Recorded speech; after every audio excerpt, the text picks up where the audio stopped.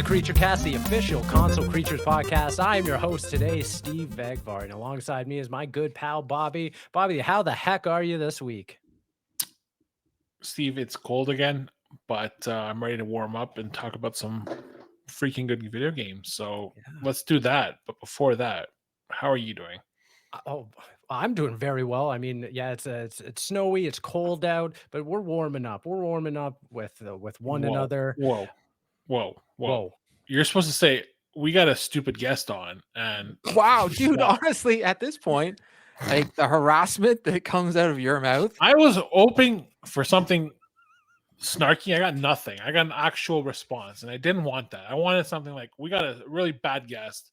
Oh, wow. Not just a guest anymore, Bobby. I think it could be official. You know what? Yeah, we got another. Well, let's get into it. Yeah. I mean, we are joined by one, hopefully two in the future. We are joined by, Yes. I mean, as announced earlier this week, we have one of the three hosts of Console Creatures, the new podcast, PlayStation Generation. Let's give it up for Cord here, joining the show. Oh my goodness, it's the snaps. It's yeah, that's hockey. That's hockey right there. The snaps. It's official. Cord, first off, how are you? How are you? I'm good. I'm trying to get everything good to go before I leave on Thursday morning for Boston. So I'm trying to get my ducks in order, like with my day job and getting reviews done that have to be out like we're doing right now. I'm just trying to get everything all together. I even did my trip to Shoppers Drug Mart and got all the goodies for the traveling stuff for like toothpaste, all that garbage that I need to get. For some reason, I just went to Vegas and I lost everything that I can't find it. I just looked.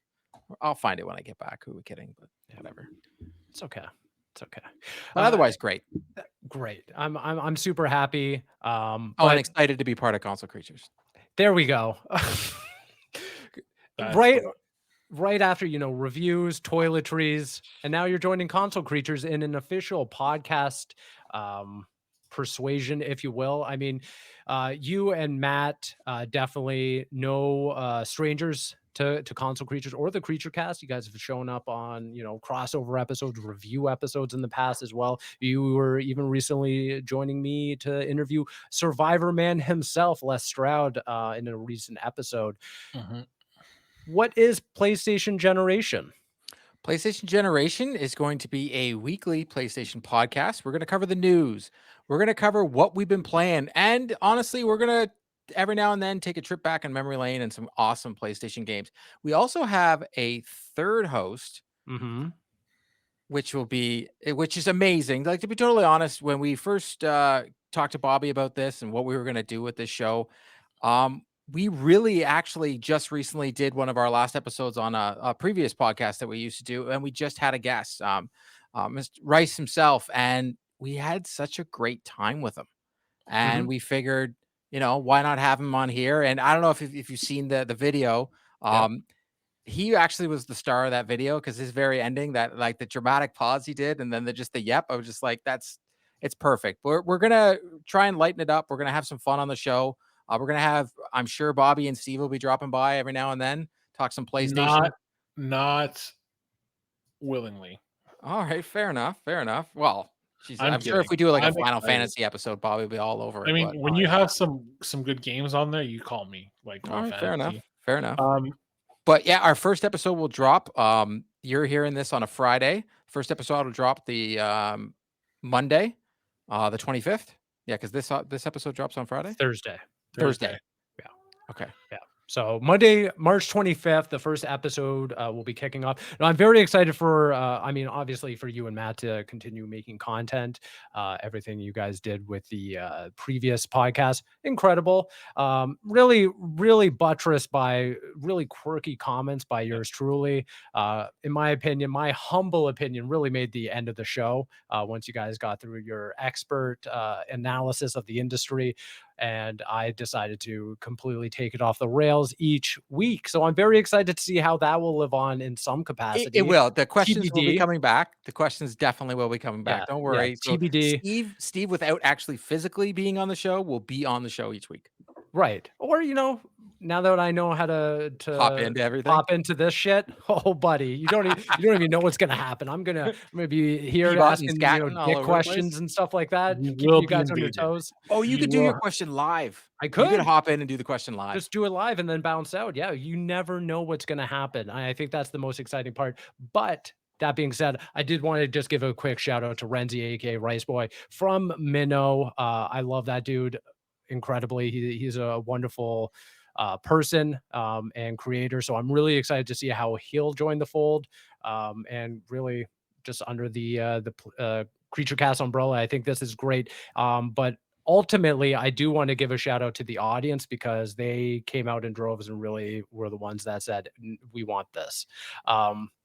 For those that don't know, every year I put out like a little poll saying, hey, what do you guys want? What do you guys really want to see out of the Creature Cast? And one of the ones was, hey, dedicated review episodes like this. So me and Bobby are really striving to do more of those. But the other thing was, hey, we want a PlayStation podcast that really got, the wheels turning on what that could be. And there's to be honest, in our circle, in our family, there's no one better than you and Matt. You guys have proven that you guys know how to appreciate do it. that. You guys have the chops, the chops, the jib.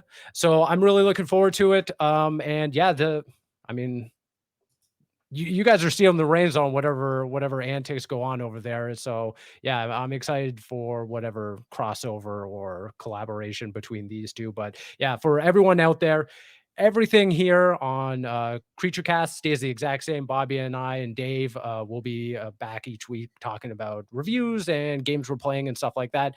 PlayStation Generation will be on its own dedicated feed, so subscribe to that feed. Leave lots of reviews starting on March 25th. And yeah, that's about it. It'll also be recorded live, and it will be on the Console Creatures YouTube channel. So we will be recording live Monday on the 25th at 1 p.m. Eastern time. So Perfect. you can follow us along, watch with us, talk to us, make fun of us, do whatever you want to do. You got to, we have fun. Do whatever you want. The greatest point of the three of us, Matt and I did differ on games. And then when we were starting talking to Rice, he actually plays different games than even we play. We do have some similar crossovers. So we're going to be covering all the genres. Before, Matt and I didn't really play a lot of Destiny or any of the fighting genre. Well, Right. Rice actually plays a ton of like Tekken and Street Fighter and loves Destiny. So we literally can everything in the PlayStation genre we're able to cover. So it's going to be a lot of No, fun. that's awesome. Very Yeah. excited. Yeah. And all of you out there listening, you guys should be very excited. Otherwise, I'm going to sue you. Wow. It's, Yep, you heard it here first. Yeah. Litigation. Litigation. Litigation's coming your way. Yeah, exactly. We did it to Jim Ryan. We got him out of PlayStation. We can do it to you and your families. So Yep. We're the ones that got Xbox games on PlayStation. You're welcome. you're welcome. We welcome. did it. We Dude, did I gotta Pentiment. download Hi-Fi Rush. I haven't even done that yet. You really do. That's a good game. Great game. Let's talk about another game. We got Rise of the Ronin. This is the official review earlier. Bobby, you and me, we joined, we sat in for a short little preview of the first couple hours of the game. Now, Court here, he's going to join us for the full spread of the game from Team Ninja. It comes out on March 22nd, exclusively on PlayStation. This is the third PlayStation Sony Interactive Entertainment published game from Team Ninja. After Nioh and then Nioh 2, and then in the mix, Team Ninja also cranked out Wolong Fallen Destiny, and then Stranger of Paradise. The studio just doesn't quit. I guess to kind of begin, I mean, Bobby, you and I have already kind of talked about the game, broached the game in some aspect, but Cord, I really want to know what your high level, broad strokes kind of takeaway from playing this game. Well, I'll be first to say this is the very first Team Ninja game I've ever played. Ooh. So for me, as I've said before, and for the listeners who know me from my previous podcast, I don't play games that are extremely hard because it's more of not the skill level, and probably my skill level isn't as good as it used to be. Let's be totally honest here, but it's also the time consuming. Like I don't have an hour to waste on a boss and keep going back. I just don't have that time in my life. So when I even first saw this, I believe I was doing talking to you, Steve, the very first time I even saw the trailer for this way back in the day. And I was like, I really want to love this game, but like oh, like the difficulty Right. settings are just going to Yep. destroy me. And you're like, yeah. And then literally PlayStation drops a blog post and they say there's difficulty settings. So I was extremely excited and I had a very high anticipation level for this game. I love the setting of Edo Japan in the mid 1800s. I think that's fantastic. I really love the whole samurai genre. Mhm. It's a good game, not a great game. I had a lot of fun with it. I do think the combat systems, I did try on different levels. When I did try on the hardest level, I was getting destroyed very, very, very easily. I played on the easiest level as I played through the game. I did find at the very beginning of the game, the difficulty spikes were huge. So I died a Yes. lot. But, one of the things that I did enjoy for myself, the way I play games is I like the fact that as you progress through the game, if I did all the side components, the side missions, all the bonding missions, I would level up. But as I Mhm. would go back to those missions that I still needed to do, those missions were at a lower level than me. So I was actually able to breeze through them. So they actually rewarded me for going off and doing side content, which I truly appreciated. I haven't seen that in a game since I would almost say like early Assassin's Creed games, where they would actually reward you for going off and doing the side content so that you're almost a little bit overpowered for what you're about to do. But I appreciated that because when I went to go do the story content, I was able to just focus on the story. There was the action that you'd have to do, but I could breeze through the enemies, give it a couple, block, you know, kill, block, kill, and they go down pretty quick. I was pretty impressed with some of the settings in the boss fights. Mhm. I thought, what is it, in Edo, Japan, that very first boss fight you do that's on the boat as you're going through with the fireworks in the background. I thought Oh, that was sure. crazy. I That really was thought cool. that was a great setting because there are things about the game that, well, the graphics, they aren't the best for what we would call a next gen game. But for what I understand, that's a lot to do with what Team Ninja does Mhm. because the gameplay is there, the story is there. I did have some confusion with regards to they make you have the anti shogunate and the shogunate choices, but for some reason, to me, I felt those choices didn't matter at all. Sure. I thought I was getting an infamous type, you can be good or bad. And I was trying to go in a certain direction Yep. and I felt it didn't matter. At one point, you actually go to fight the guy that you're supposed to be friends with, and I'm just like, this doesn't even make any sense. Or even Matthew Perry, Friends fame that we fight at the very beginning of the game. You end up being friends with him later on in the game, and I didn't want to be, but the story made it so I had no choice. So that kind of frustrated me. But all in all, I enjoyed my time with the game. Let's say, Which is good. I mean, especially for your first Team Ninja game, I think. Yeah, you kind of brought it up, but this is a very Team Ninja game going all the way back to, Nioh and then Nioh 2 and then Wolong.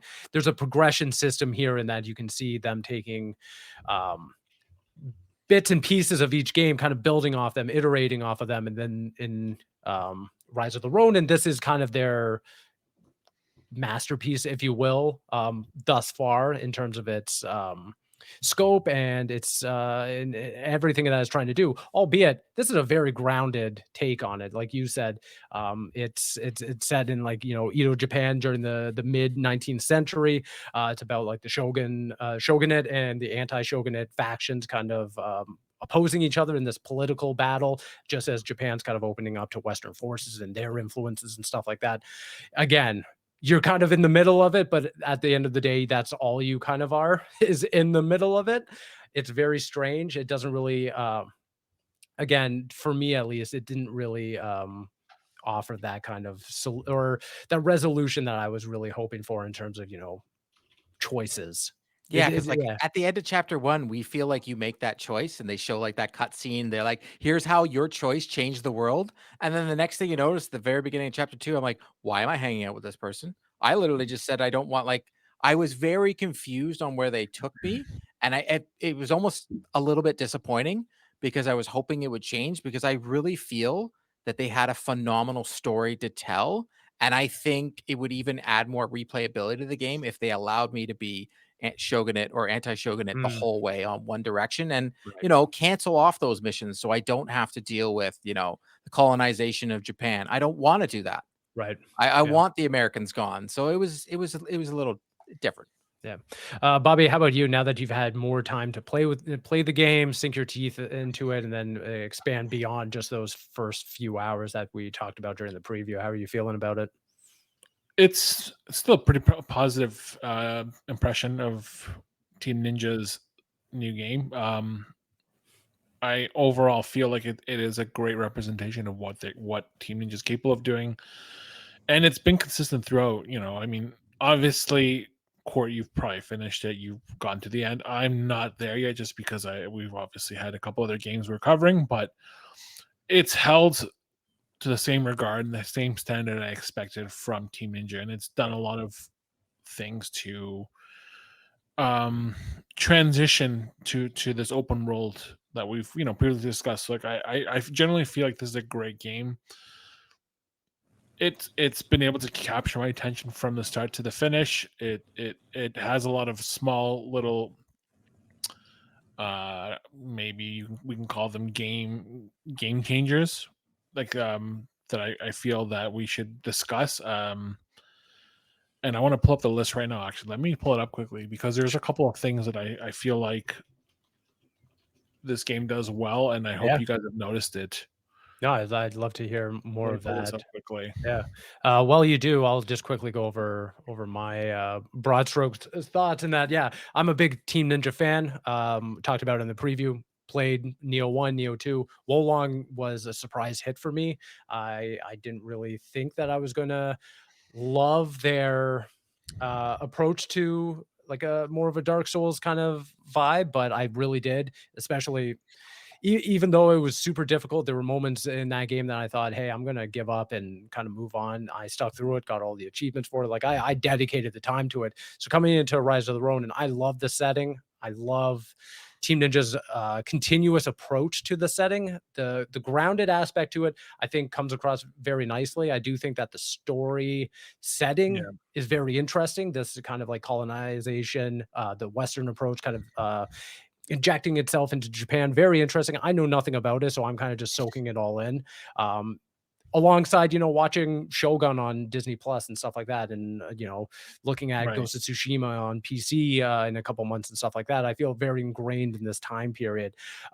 So there's a lot to garner from this game. I think above all, the gameplay mechanics are where this game stands out. The counter spark, the ability to parry an enemy attack and deflect bullets to light your sword on fire is so sick. Like that Yeah, is such a awesome, not only visual but a gameplay mechanic. Or someone's throwing a poison bomb at you and you deflect it with your spear, but now you have poison on the end of your stick.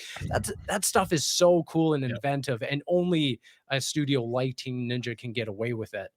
That being said, I think I totally agree with you, Court, that the game doesn't look all that great, but I think again, Team Ninja is known for that. It's not is known for having its gameplay almost mechanics down more than anything. exactly. It's gameplay, really nailing its systems, although it is Oh, overwhelming in those first couple yeah, hours. I agree with you, Court. The spike is so apparent, but then once you start getting into it and cracking that code, you're like, okay, this is way more accessible, especially because it gives you so much in terms of tailoring the experience.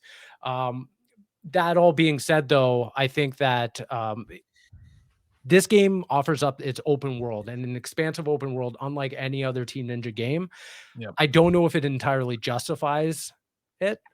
It does feel very much, oh, we're gonna just pad it out like an Assassin's Creed game. Here are a whole bunch of icons to go to and do little supplemental things. There, sure, the Bond missions, awesome. Getting to know different characters and build a relationship. Come on, you That's gotta love the kitty cats though. I've pet the shit out of those kitty cats. yeah, Put a kitty cat in a game, I'm going after it. Don't get Same. me wrong.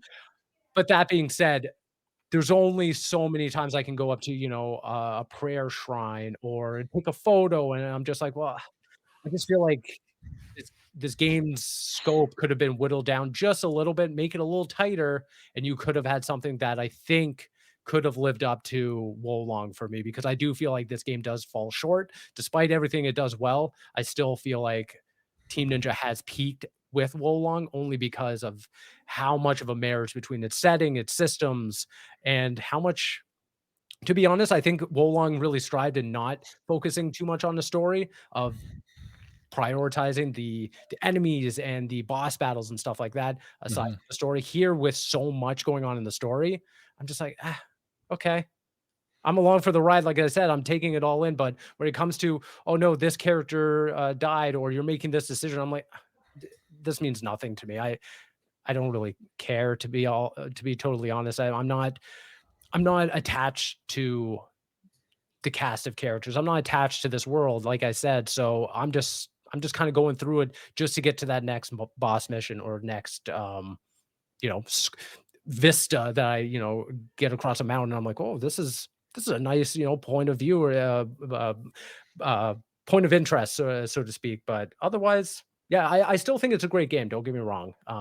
It's just I think that Team Ninja really did hit its mark last year with Wolong. Yeah, like I look at the map. I didn't think it was as cluttered. As someone who really likes Assassin's Creed games and Ubisoft clutter maps, I thought the map was small. It was easy to get across, and there wasn't a lot on it. But I can see where you're coming from because those cats, like you'll just hear them, and it's almost because the map wasn't so big, it almost feels like it's cluttered. Because the one thing I did love about the map, it was pretty much there was action almost around every corner. There wasn't much nothing going on. Like it didn't take you long to get across the map. You were able to get from one point to another, and then the fast travel system worked beautifully. I actually, while I was writing my review, tried to like picture the story without the parts that I didn't think should be brought in. I was like, they really did have a very good story, but I think it got convoluted when they made you choose past it didn't need to be happen when they're asking you to make choices because I really felt the game was about choices, but those choices didn't have consequences like I wish they would. Like, I think if they would have made consequences for those choices, like characters dying, like a lot like The Witcher 3 did with the consequences where I would change the way the story would go, I think that this game would have been that much better. Like one of the best games I've played so far this year, just because I thought the combat and the traversal system was some of the best I've played in any video game, especially for this period. There's a couple things I want to bring back to that now because, like you said, the open world is pretty enticing. There's a couple things I want to note because this is exactly why I like this game. So, one, I don't know if you guys noticed this, the automatic loot disposal system. Did you guys catch that at Yeah, all it or no? automatically Oh goes into yeah, your absolutely. yeah, it's great. So Or basically, automatically picking it up. The accessibility yeah. to So picking it up is great. basically, obviously, these games are known for their loot. I mean, Nioh is really good at that. Wolong has it. Yeah. This game basically you can set your level of loot. So if you don't want to collect anything, say below like a blue, it'll automatically just discard it for you and break it down into components. And like that's a great thing, and I feel like that's a great way of, it's like I said, it's a game changer. It's saving you time. It's allowing you to just focus on playing the game. And Mhm. in our review of Dragon's Dogma 2, I said the opposite. That game is Right. the opposite. You basically are encumbered with whatever you're buying, whatever you're finding in treasure chests, and you're stuck with it. You don't have time to break it down until you get to the nearest town, and I feel like it doesn't really respect your time. The And other then, nice thing that bouncing off of that is like with the health pellets, you can only hold a certain amount, but then but when there's so you go many. but not only that, but when you go back to like the banners and you kind of, Yeah, re-up your health and everything, your inventory replenishes with everything that you have that's automatically stored in the warehouse or whatever. yeah, I Yeah. actually think you hit the nail on the head, Bobby, because I put that in my review. This game respects my time. That's one of the things I love about it the most. yeah. Like I mentioned before, I don't have time to do these huge open world 80-hour epics. And this game, I was just like, it's not all the accessibility settings that they put into this game, it's to make you play the game instead of having to worry about all the systems that they put into it. Yep. Because like you mentioned before, Steve, how all the combat systems, it was though, once they figured it out, it was I'm in combat, I'm changing stances easily. I'm not even thinking about it. I'm just doing it and then I'm just seeing it goes gray, blue, or red. I'm like, all right, Right. red, no good. And then I'm able to like light my sword on fire and I could like change it over, go to the health pellets. And it was almost like instantaneous. I had zero issue, and it wasn't like I was cumbersome behind the combat. They made it very easy to never have my hands leave my sticks. Like they did a very good job of.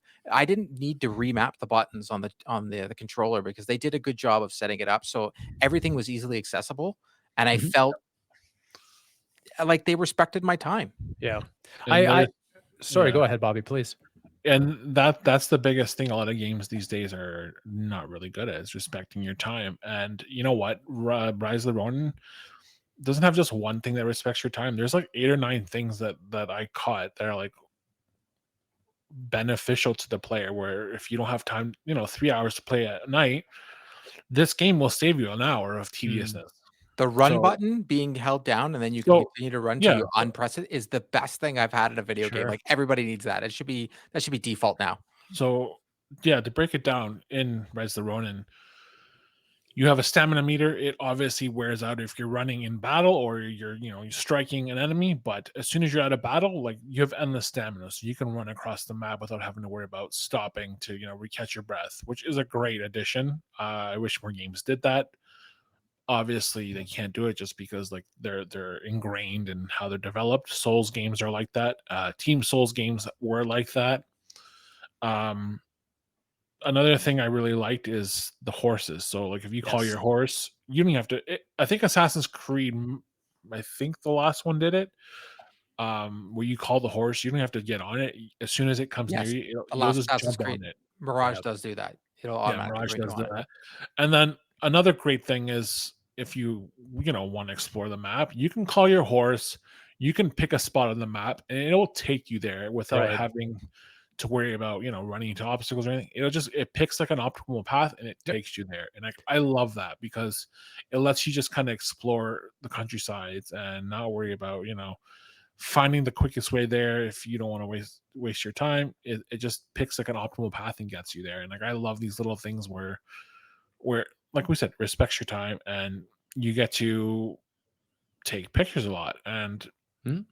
pulling into that, guys, have you taken time to use the photo mode? Yes. I have, and I didn't like it. You didn't It's like very it? it's Because very bare bones in my opinion. it's very bare bones, but it has one really cool feature: Which is frame skip mode. Which oh basically, right. Okay.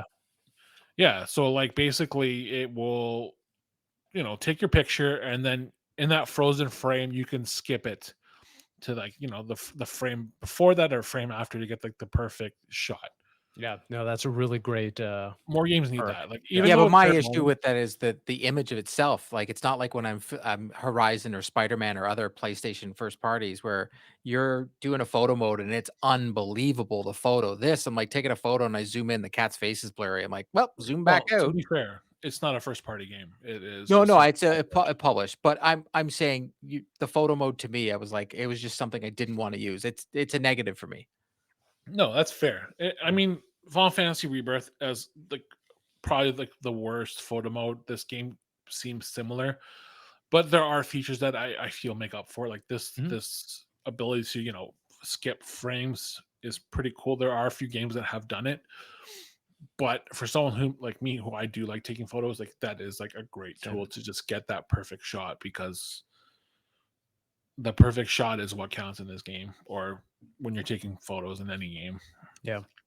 The other one, not that it necessarily saves anyone time or anything, but you brought up the horse, and I don't know if you guys have done this absolutely wicked move, and this is one where I was like, this Team Ninja just gets it. Is when you're using the hang glider and you're still above the ground and everything, but you can cancel out of it, call your horse, and your character will land directly on the Yeah, he horse. does It's like a the flip sickest first. fucking move ever. He does Like, like I a was like, flip oh and my then he like god. lands on the horse. Yeah, I was like, Team Ninja just understands the mission. Like, And they not just that, the horse keeps going. Like it Yeah. doesn't like you land on the horse and like you stop. Like they'll have momentum and the horse starts running towards Yeah. something.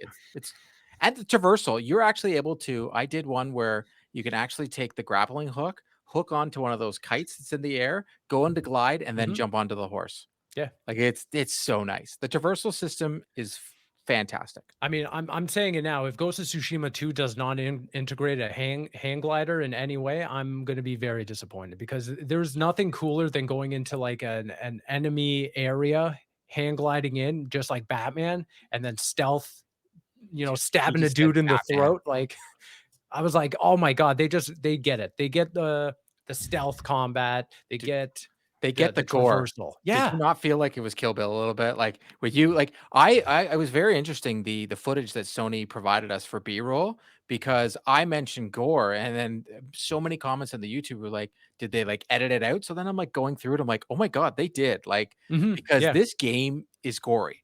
Like it reminds me a lot of Kill Bill or old samurai movies Yeah. from back in the Kurosawa day. movies for Yeah. sure. So like when you cut off someone's head, like there's like the body's sitting there and there's blood pumping out of Yeah. that thing, or you can cut off limbs. Mhm. I thought that was the other thing. A lot of times when we use swords in video games, it's just like it's the whole typical lightsabers in a Star Wars movie. It's like Sure. this should slice someone in half, and it doesn't. But in this, as long as your blade has more Kai on it and you've got rid of the blood, like it slices people in half. Like Yeah. it's Yeah. If you do phenomenal. like if you Or key, essentially or is it key or Kai? key, Key. Key. but yeah, like it has been in other Team Ninja games. Like, yeah, your enemy has a key meter, which is their stamina. Whittle that down, it opens them up for like a critical attack. If you do that, yeah, you really do get some wild animations, some really slick ones depending on the enemy type and stuff like that. Same goes for you. If your key goes all the way down, you're open to a critical attack, and yeah, some enemies will just eviscerate you. But the animation styling in this game is really cool. Yeah, specifically like some with the spear. There's one in particular where like you'll throw it into an enemy, they'll like get like impacted into a wall and everything, and then your character like takes it out. It's so cool. It's yeah, they just really understand the animation side of it, the mechanics in animation. And Like, that's as I was Team playing, I Ninja's was like, like, this yeah. should be a TV show.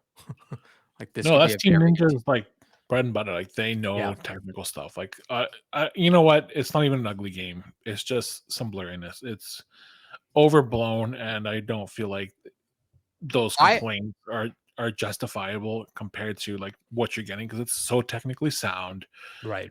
It's so smooth. Like that's what cares. I mean, graphics are not important to me. No. And then I don't think they ever should be because Especially in a game like this, where Yeah, it's like, I got over so it. mechanic As I said to you, mechanics Steve, heavy. like, I look past it. Like, the combat and everything else about the game made me just not care. There's games like your Horizon where you're like, "Oh my god, this game is beautiful." And that's Sure. great, but Yeah. when I played this, I'm like people in the comments are like, "Oh my god, look at that tear, look at that." I'm like, I never had any glitch issues. I never had any of that. It just but how smooth the combat Yeah. and the traversal and the systems of the game, it's like they did everything else perfectly, and they were like, "Well, you know what? We could make it look like Ghost of Tsushima, but we can also just give you everything else to make this game run so smoothly." Even, like today, I played on co-op, because I hadn't played co-op yet, and to do missions. And I was very surprised on how smooth the game was Mhm. because like when you're using the AI bonded missions and you have your characters with you, yes, you can flip back and forth, but like they barely do anything. You don't notice them. But like I thought it would bog down based on how much combat and how much movement is going on the Sure. screen. And Matt and I were playing today and we had zero issue. Yeah. Yeah. Zero issue playing together in co-op. Again, a game like this could definitely, you can imagine, look like Ghost of Tsushima or Horizon and everything, but the scope of it, the amount of systems in the game, would have to be boiled down Yeah. immensely. you know, Yeah, we've talked about it, but there are a lot of combat systems. The counter spark parry system, I think, is ingenious. It works so well. Once you get a hold of it, I think a lot of players might jump into this and be like, it's just not really doing it for me. The timing of it demands so much attention and so much precision that I think at a certain point, it's a make or break kind of metric here. I think the game would be almost impossible to power through unless you're able to get that counter spark. But then, yeah, Cord, you talked about it, like the different combat stances, like doing almost like a rock paper scissors thing, where if you're on the right stance and you're able to counter your enemies, they're open up for more attacks, and they're not able to defend. It's a lot to go into, and it's a lot to just keep getting thrown at you in those first couple of hours. But once you really start to wrap your head around it, it's really nice. I always think that the term or like the phrase of like a game's combat is like a dance is super reductive or super overplayed at this point. But this one really does feel like a dance at a certain point where if you're hitting all your parries, if you're hitting all your dodges, if you're doing the different stances all at the same time, it's Mav, what up? Very loud coming into the room. Your mic is all the way up. No, it's not. Oh, yes, it is. That's weird. It's He's like, literally no, it's not at not, all. as he yells in our ear. What's shaking, Matt? Oh, just chilling. Didn't want to interrupt. Continue on about dancing. Dancing. Yeah, Wanna no, do no. dancing? No, this is a Especially great in the time. especially in the boss battle, Steve. Because like when Yeah. you're doing the normal combat, it's pretty much counter spark. Sure. But when you're doing those boss battles, especially with the big heavies, with the giant mallets, or the guys Yeah. with like the crazy Wolverine hands, Yeah. you need to throw dodges in there or you're dead. Well, that's just it. Like when the game starts, you're dealing with like grunt enemies, and it's like 1, 2, 3, 1, 2, 3. Like they have like a base pattern that you Yep. can kind of pick up and understand. After a while, it's like 1, 2, 3, 4.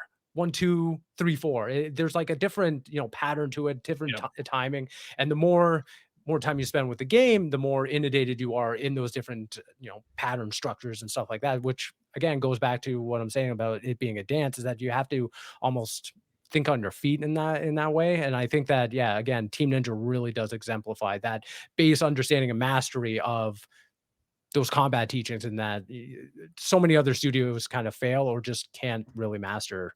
Yeah, like I found myself going to the dojo, and I don't usually do the training stuff because I Ooh. would be like, I would get destroyed by an enemy. I'm like, you know what? You can go into the dojo and you can play against the characters that you're bonding with, but those Mhm. characters all have different move sets. So I was like, Yeah. okay, this character that I've already fought for God knows why in a mission where I didn't want to fight them, but I saw that they had these move sets, so I would go into the dojo and I could practice.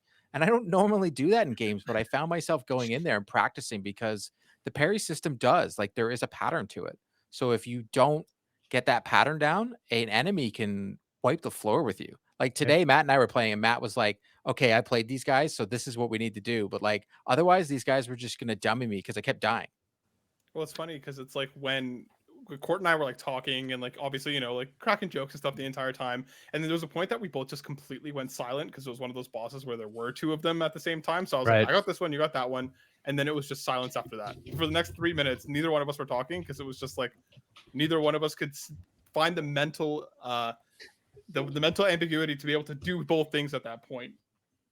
Totally. I want to just touch on the bosses because we've talked about how it's grounded. This game is rooted in history and stuff like that. I was so thrown off by how it tries to implement bosses or different like larger than life enemy types. Cord, you talked about the guys with like the Wolverine claws or the giant baby men with hammers and stuff like that. That was the Baby most like men. off-putting part, I think, of the game, where they try to just force bigger enemies in there. I I I I can't remember exactly how far into the game or anything, but it's like this boss battle and you're surrounded by fire and everything up against this guy just like Rutherford Longbottom or some shit. And I was like, it's just Yeah. an old white dude. Yeah. And all of a sudden he like cracks out like a flaming sword and shit. I was like, what? What is happening right now? There was a weird like narrative dissonance at points where it was like Yeah. their game tries to be like hyper realistic, and then for whatever reason you come across a boss that has a literal like foot jetpacks, and you're like, what? Right. Yeah. Excuse me? When was this a thing? 200 years ago. So it's like Well, the Industrial Revolution had its stuff happen. Like you never know. You never know. medieval Yeah. Iron Man in Yeah, Edo, well, Japan. yeah. Well, Doc Brown could have came back with the flux Oh, that's capacitor, what and it is. you never know, right? Yeah. True. Yeah. Yeah. All leads back to Back Yeah. to the Future. Remember that. Yeah. Uh, I think the combat was easily the best part of Sure. the game in my opinion. Combat's In my opinion, I think it was easily the strongest part.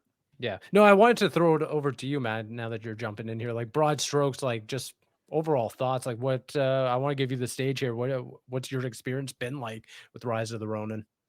Yeah, so I finished it at about 30 hours. Yeah. And I would say that the front half of that was very exploratory. I was everywhere, I was doing everything.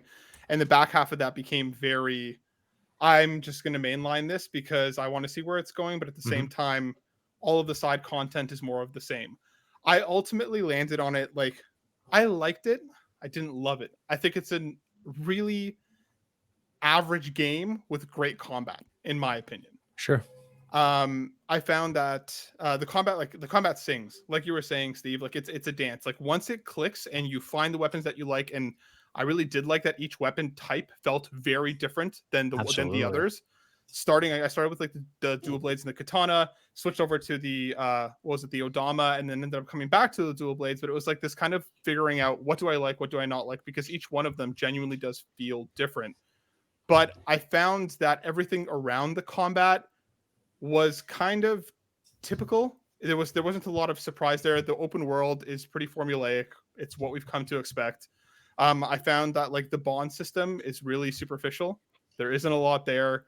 It's just kind of, it feels like Team Ninja tried to do so much in their first proper outing on this, where I wish if they kind of honed in on 3 or 4 specific things rather than trying to do 40. I feel like this game could have been great, because I do think there is something great in there. I just think that you really need to fall in love with the combat for the rest of the game for you to enjoy it properly.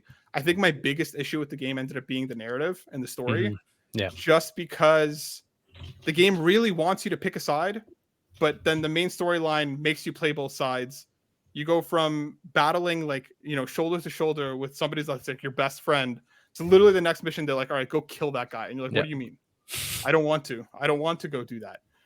So I found that it was trying to do a lot of things that ultimately I feel like it succeeded in some better than others, with the combat being the best. But I liked it. I didn't love it. I think for me, this is one of those, like, it's like a B tier in my opinion. I think that's kind of where it ended up landing for me. That's fair. I think you bring up a lot of great points that we've covered and kind of all feel the same. I do want to talk about the bond system though, because I do think that's a large crux, or a large foundation for a lot of this game, is that you meet so many different characters, and then you have the opportunity to talk to them and form relationships with them. Too many. And that I think is one of the down points of this game, is that at first there's a few quirky characters with great personality that I kind of really stuck with, especially in the first act, and leading into the second. There's something that happens like in the transition from Act 1 to Act 2, and I was like, oh shit, like that sucks. But then afterwards, it just keeps adding more characters to this growing roster of potential bonds and stuff like that, where I was like, I really don't even know who you are at this point. Because yeah, to your point, Matt, I'm like 25, 30 hours in. I was like, who are you from? And then they would have like some sort of like offhanded comment of like, oh yeah, I belong to, the anti-shogunate or this clan. And I was like, I kind of remember. I do think that the one thing that this game really does do well, and going back to Final Fantasy 16, is that they have like the lore recap where you can go into the save system and be like, what has happened? Yeah. Well, not the encyclopedia, but there's like a timeline of like, in the encyclopedia you can go and I'll show the years and you can go. Yeah, I think that's ingenious, but it doesn't really help with all the characters. And there's that and the problem is that like there are way too many characters, and like you mentioned, the first act I think is the best of that game in my opinion. There is a core cast of characters that that you like, that you understand who this character is, how they relate to this character. Yep. And then a lot of those characters just disappear for hours. You're introduced to a whole new cast of characters that you're supposed to care about, and then you're kind of like, where did all my friends go? Where are my homies? It's like in the 80s when they tried to kill off Optimus Prime. They just kill off toys, and then they'd be like, you just get over it. You're like, but I was in love with that. No, you can't just do that to me. And that's what they did. These are your new best friends. And then like on top of what those bonds end up being, it's just like, okay, I was like, there's a bond system. This is Persona. Like, count me in. I'm in for these relationships. Like, I'm there. And then you go to your longhouse and they're like, give him a gift. Oh, don't give him another gift. It's too soon. Have a conversation with them. What's your favorite drink? Okay. And it's just like, like it just doesn't, and like you have to go through that to be able to unlock more of their missions. So it's just like one of those things where I'm just like, it feels like a roadblock to the content for that character rather than it being like an organic way to get to know them. Heck, it almost feels like chapter 2 didn't even need to happen. There's just a lot of in between. Yeah. Like, I do feel like there was a dissonance in having, you explore this entire map. There's a completion counter for every single like segment of there. You're feeling like you're making natural progression, and then the game's like, nope, see you later. You're going on to this other map, and these, like you said, Matt, this whole other cast of characters that now you have to learn more about, and it's like, oh, I was loving this other place I was in. I still couldn't get over the very beginning of the game how you fight Matthew Perry and you meet the Blue Demon. Well, that's his name. I just love how the Yeah, fact I his know name it is is. Matthew I know Perry. it is. And you meet the Blue Demon, and you think this is like, okay, this is this is the bad guy you're going after for the rest of the game. All this has happened, and then like, an hour later, you walk into a building, and Matthew Perry's just standing there. He's like, "Hey, I don't hate you anymore. I know you almost killed me and all, but like, we're good. We're good. We're buddies now, and I'll help you find that Blue Demon." What, you were you friends? Like, I'm so confused. And I'm just like, why am I even in this building? Can I just kill you right now and just get this over with? I wanted you dead. I'm so confused. And I think that's one of my biggest problems when it comes back to the narrative and all these characters is like the illusion of choice. This Yes. game like tells you that your choices matter, and they do to an extent in so far as certain characters will live or die, but the plot progresses regardless of those choices. Your choices will not actually influence the direction of the game. Like that's what I think bothered me, is that they're like, if you make choice A, you're going to the inn because you're attacking the inn. If you make choice B, you're going to the inn to protect the inn. Right. All that changes are the enemies that you're fighting there. There's nothing more than that. And I went back because there's a couple pivotal moments where I saw that it branched. And I was like, okay, let me do this again to see how I get that alternate path. And I could not figure it out. There was no way to, like, I played it through it multiple times. I played through it faster. I played through it slower. I killed everybody. I killed less people. And the outcome that I wanted to get to, I just couldn't get. So I don't know if it was a collection of choices that led up to that moment, but even though the game won't tell you that, like, it's frustrating because like I wanted to see the other path, but the game was just like, figure it out, but we're not going to tell you anything about how to try to get there. It was really confusing. Yeah, I definitely understand that frustration. I think that a lot of people might come to that same frustration. I just wonder if the end result, if you were able to even get to that other resolution, if it would even matter.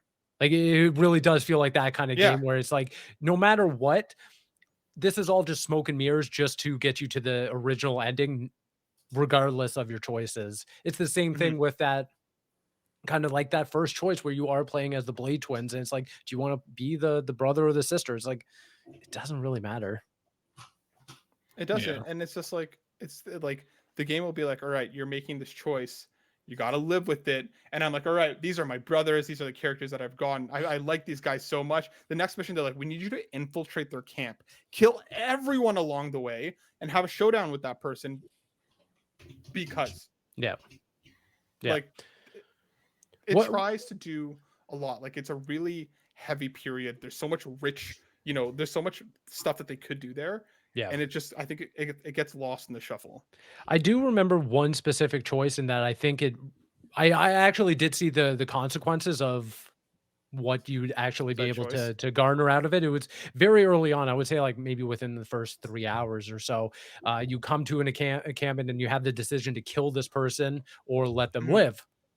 If you kill them, you get some loot, whatever. If you let them live, you actually get them on your roster of characters that you can, use and everything. I was like, oh, that was the first instance where I was like, oh, choice matters in this game. This is the kind of, loop that we're going to be able to do. Do you want better loot, or do you, or some sort of reward, or do you want, to form these bonds? You with wish these you killed the guy characters? now, don't you? No, I actually thought he was fine because he joined me on the next like core mission. So I was like, oh, that's an inherent advantage that I wouldn't have, regardless, or if I had killed him. So I thought that was setting me up for like, that's the base expectation of what I can kind of expect from this game. I didn't really get that in the long run. Bobby, getting you in here, what were your thoughts about the bond system? Did you like any aspect of it? Did it kind of fall apart for you? I mean, it feels superfluous. Like, it really had no overall. I feel like it was just there for the sake of being there, to be honest with you. I mean, like we said, you pick your Blade twin, and I thought that was going to be something really cool, and it didn't end up being anything. And that's kind of a shame because it had a lot of potential, and being able to recruit these characters is great, but what does it lead to? Like, what's the point? And I mean, that's kind of where I'm at. I mean, like, what was the point of this whole system? Like, I would have, if it wasn't there, I probably would have been better for review scores when they go live, I feel. So, I mean, my big takeaway is it did nothing for me. I mean, Sure. Yeah, but I feel like I did like it for like the first 3 or 4 hours that it was there, but after that it just kind of wore out its welcome for me, and I feel like it could be better implemented in a future game. Make it a truly co-op game, like you're playing with someone the entire time. Like A Way Out was a fully co-op game, or It Takes Two. Like, make it something like that where you need to play with somebody who mirrors your skills. Like, you guys are the same character, you have these same abilities, so like, what can you do with it? Well, even the co-op, Matt and I learned today that the co-op is great, but it's only available when you're about to do a mission that involves another character being with you. So like that person Core can't, as missions, soon as the yeah. mission's done, it booted Matt out. He's out of my open world. Yep. But the issue I had with that was like, okay, if your friend wants to play with you, you're like, okay, wait, dude, let me get to this spot and then I'll let you know. So give me about 5-10 minutes and Things then like you can play. And that I felt was a missed opportunity. If you're going to do co-op, then you can't make it this way. It's almost like co-op didn't need to be part of the game. It was cool to play with Matt today, but at the same time, to have to be like, hey, I've got to get to a certain mission to allow you to play with me, kind of sucks. Yep, exactly. I also think, I'm curious as to your guys' thoughts, and like if you've covered this already, then shut me up. I found that like the traversal in the first act to be like really fine tuned. I thought like once you get to Yokohama, like the buildings are there. There's grappling points all over. Like that thing that we saw from the trailers, where you're on foot, then you're on a building, then you're in the air, then you're on your horse. It's seamless.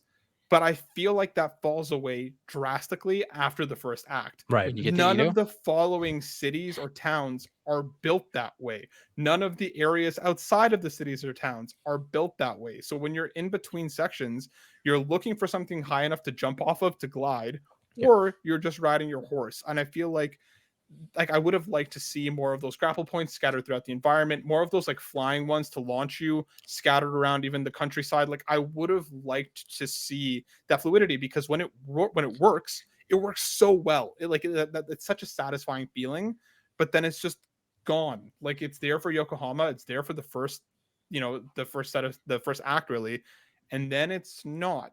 Yeah, when you get to Edo, it's a lot of hills. It's a lot of It's just hills a and lot of beach open side area. and beachside. Yeah. Yeah. Yeah. Again, I think less would have been more, keeping it to one expansive map where you could have different terrains, different, not biomes, but different architecture and stuff like that, just so you can have this more And stop engaging showing me a playground. mountainside that I could never get to. Sorry, say that again? They keep showing the mountainside. It looks amazing. And I'm just like, all right. Oh. And yeah, you can't get there. No, this ain't Breath of the Wild Court. No, it's just it's like a painting. I was like, that's just a painting in the background. Yeah.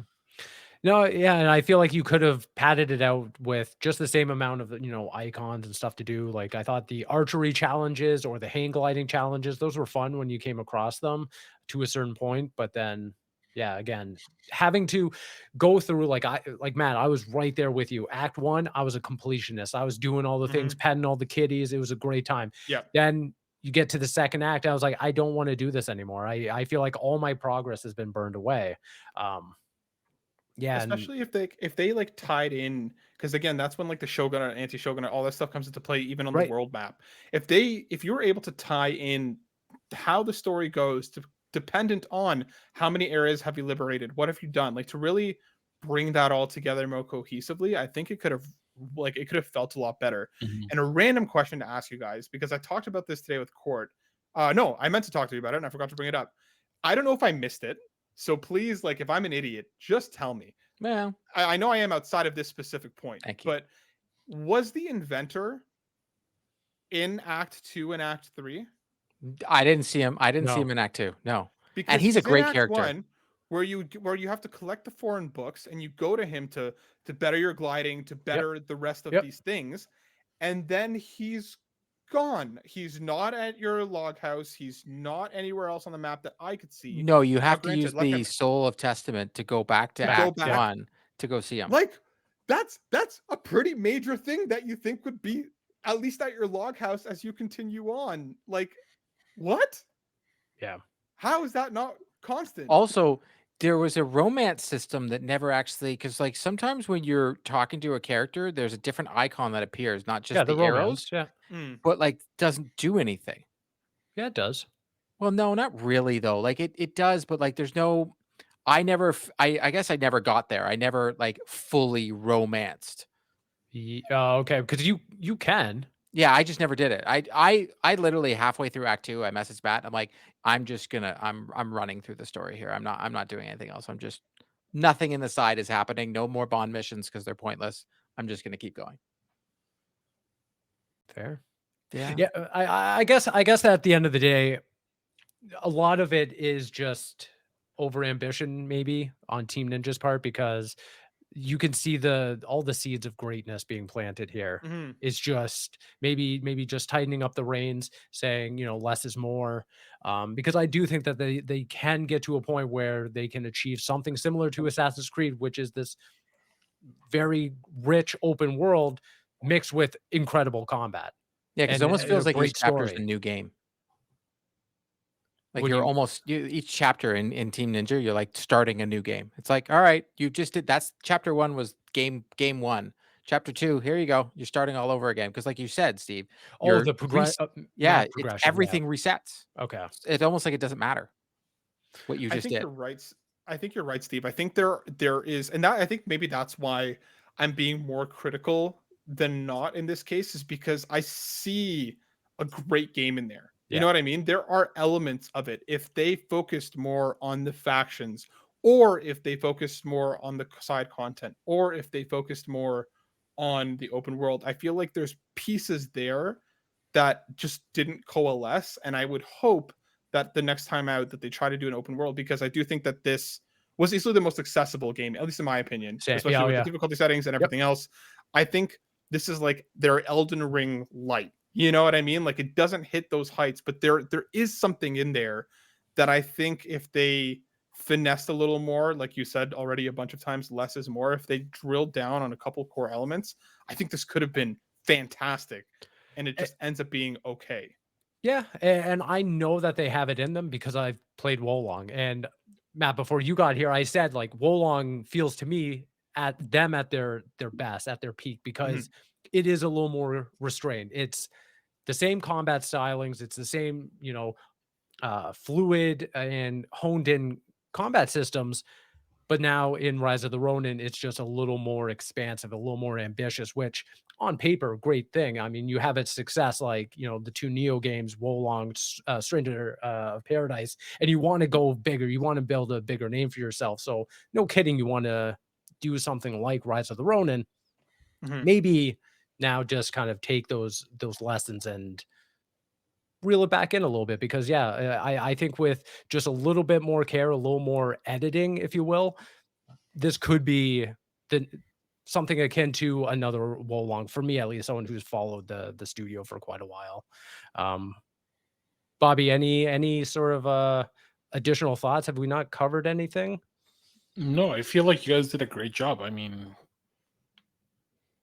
it is Team Ninja at its best and it's Team Ninja at its worst. I feel like for a first open world outing, like they did a great job, but it has a lot of bloat to it. But at the same time, the mechanics are so mechanically sound that Yeah. like it really is worth playing.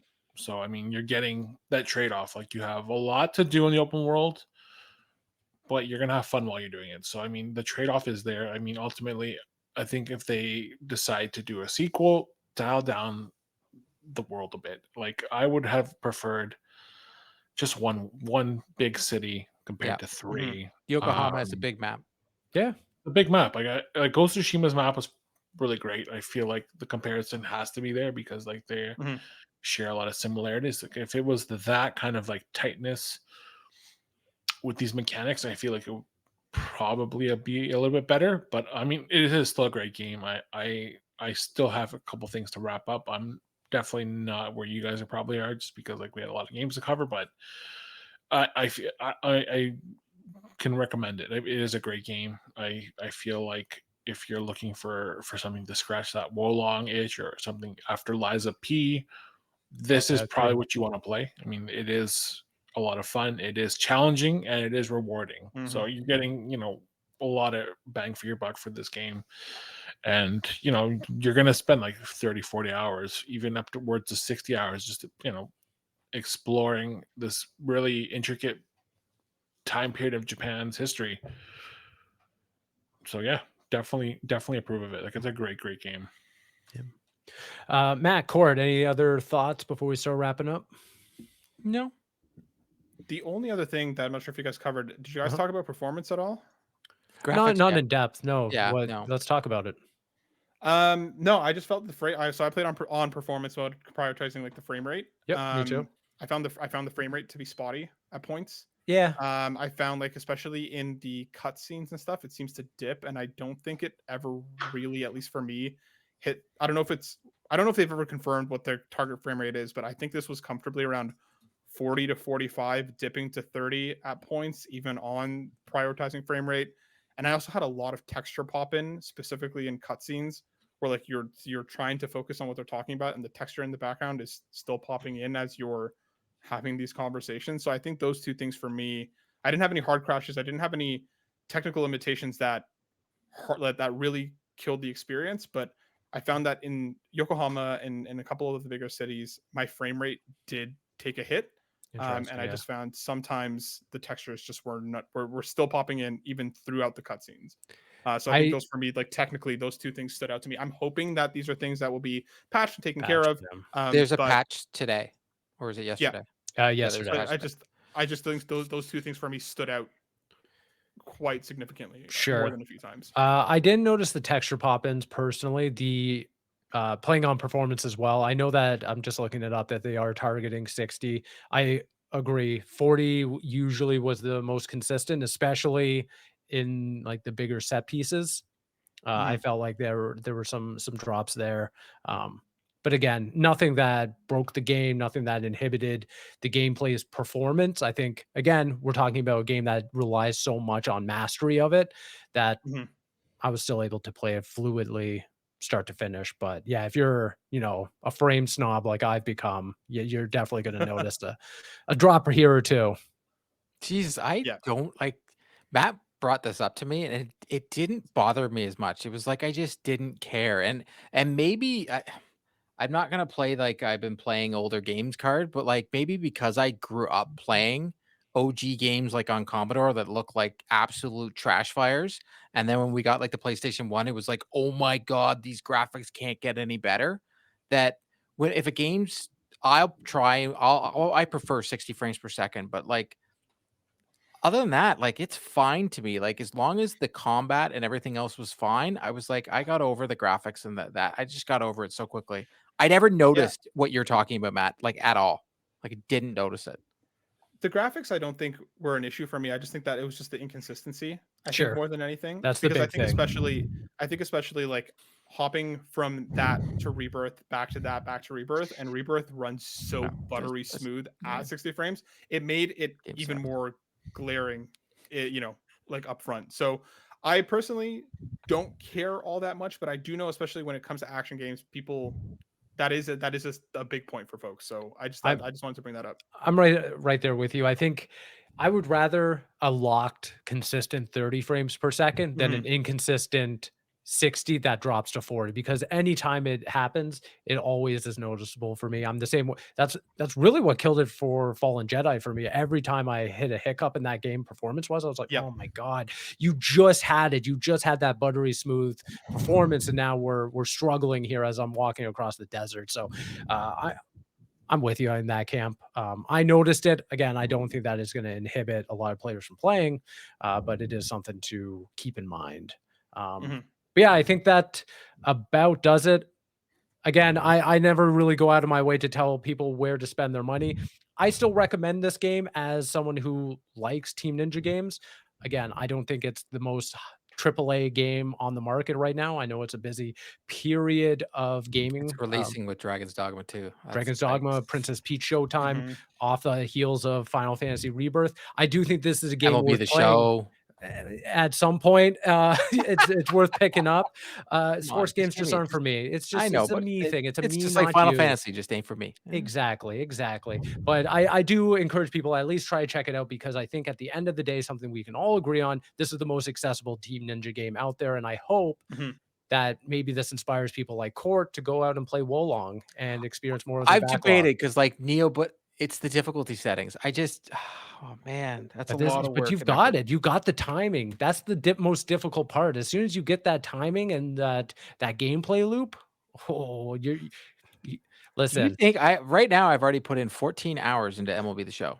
Do you It was think 13 by the time we started I the just show. went So on what have my you been doing? Yeah. What well, have you been doing? it's been on recording- my we've been it recording says for an play hour, for so- well, I was Yeah. playing before when I was waiting for Matt, I was playing, but I don't have time for that.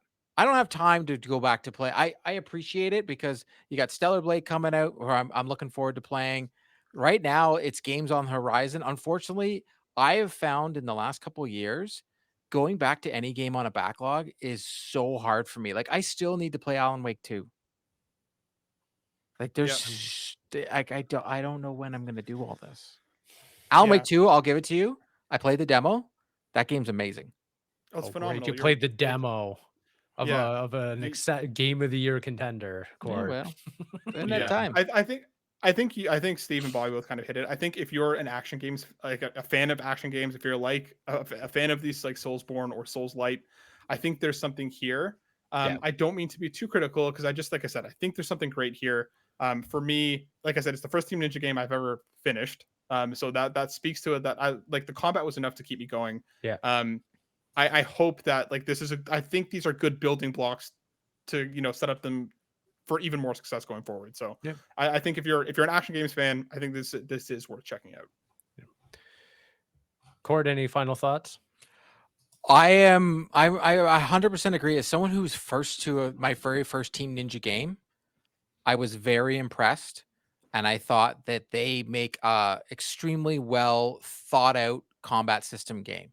Like I still can't get over how much the combat system felt like a I always use the word catcher's mitt, but it's sports analogy, so that might just not a worn-in baseball glove. Like it felt very comfortable. I had zero issues with it. It didn't feel cumbersome at all. I thought they did a masterful job, and it makes me excited for their next game. It makes me think that maybe I will try some new Souls-like, or like if something goes on sale, maybe I'll try it just because I did get used to the parry system, and I was like kind of enjoyed it when I got it. Like if an enemy attacked 4 times in a row and then switched it up, I was able to parry. I'm like, I'm like, wow, look at me. I actually can do it. But we'll see. I'll never say never. All right. But I'd say buy it. Okay. Awesome. Well, that about does it for this episode. Yeah, I want to thank both Court, Matt. Thanks for jumping in, and also congrats on the announcement on PlayStation Generation. We talked, Matt, you weren't unfortunately here, but yeah, we gave you guys your flowers, talked about the show. March 25th. You should all tune into the very first episode. I'm looking forward to it, not only because, I have a invested interest since it's part of this whole family, this whole spread of really fine analysts and voices in the industry, but just because I love the the dynamics between you and Court. I'm also looking forward to Renzi, aka Rice Boy, joining in. I highly encourage everyone go check it out and support the show, because I'm really stoked for you guys to make content together. Matt, I guess just as we're wrapping up, thoughts on the show, like any words, any excitement levels? How are you feeling? Dude, I'm hyped. I'm stoked. Like Court and I have a lot of fun making content together. I like, doing PlayStation stuff together was always a bright spot in my week, and to get that back is something that I'm genuinely really looking forward to. Rice is just an incredible ball of kindness and good energy that I'm excited to have along for the ride. So like I'm stoked. We will be live. We will be consistent. So come hang out if you're looking for some PlayStation goodness. Like I'm stoked to be back, Court. I'm very, very humbled. Thank you to everybody on X, the seminal social media platform, who showed us love when that post went live. There's a lot of people very excited, and we're stoked. We're stoked to be back, Court. We are. I can't wait to talk about MLB The Show to Matt while he talks about Final Fantasy. It's gonna be great. That's what it's all about. Please be excited. Beautiful. Yeah. So look out for that. Matt, where can people find you online? You can find me on X at Matt_Silversoul. Court? You can find me on Twitter at Court Lalonde on most social media platforms. It's at you've been around long enough where your social media handle is your name. It's literally at my email, it's all just my name. Bobby, where can people keep up with you and the website? And you can find me on Twitter, Roasting Court. So just do that.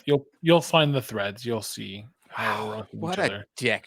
Honestly, at some point, I'm just gonna trip them and kick them down at when we go. goodness. Wait, hey Bobby, we're coming to your house. It's on. It's on like Donkey Kong. Out of I have context, cameras that in the sounds house. so It's okay. threatening. It really does. If he actually gets hurt, it's gonna be so bad, isn't it? I'm Yeah. clipping this Well, out and I'm showing the police. You've heard it here Yeah. first. Now I have all the reason to fake an injury and blame I Court, would. so. Maybe I'll would. just sleep in on Friday. Bobby's gonna be on next episode with like a neck brace and like an eye patch. I have crutches, so I'm gonna bring them out and just say that you assaulted me, I like it. and they'll have to believe me. And everyone will, because we have the video evidence here, and video doesn't lie. Yep, exactly. Never. So yeah, you can find Court and Matt and Steve on consolecreatures.com. You can find me on Twitter at bpastolitis and follow my link tree. Everything is there waiting for you to read. Beautiful. And you can find me online at svigvari. And thank you guys once again for tuning into this episode. We also put out a Dragon's Dogma 2 review episode. If you guys are curious about that game, Bobby and I went all through very broad in review kind of thoughts and opinions on the game. It's an expansive game, so it took us a lot of time to really sink our teeth into, but we appreciate you all for taking the time to tune in. Yeah, and we'll see you next time. Until then, goodbye.